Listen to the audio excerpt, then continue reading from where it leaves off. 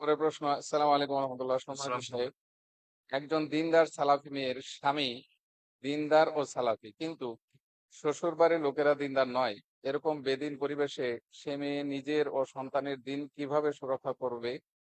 বাড়ির লোকেরা গীবত, নাটক, সিনেমা ইত্যাদি ফাহেসাতে লিপ্ত থাকলে স্বাভাবিকভাবে বাচ্চারা সেগুলোতে জড়িয়ে পড়ে। এক্ষেত্রে বাবা ও মায়ের কি করণীয়?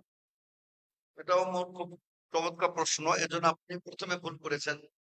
আপনাকে বিয়েটা করতে হবে, আল্লাহ রাসূল সাল্লাল্লাহু আলাইহি ওয়াসাল্লাম বলছেন যে ফাজফার বিদাতি দ্বীন, দিনদার রমণীকে, দিনদার মেয়েকে বিয়ে করো। আগে আল্লাহ রাসূল বলে দিয়েছে যে তাদেরকে বিয়ে করা হয় ধন সম্পদ দেখে, তাদের মানে মর্যাদা, সমর্যাদা, এমপি মন্ত্রীর মেয়ে, ব্যারিস্টারের মেয়ে, এবং তাদের আপনার এই ধন দৌলত দেখে, তাদের দিন দেখে। তো আল্লাহ রাসূল সাল্লাল্লাহু আলাইহি ওয়াসাল্লাম বলছেন ওগুলা দেখো না, তুমি দেখবে কি দিন, ইসলামী অনুশাসন মানে কি, এটা আগে দেখবেন। এটা মানলে আর এই সমস্যাটা হতো না।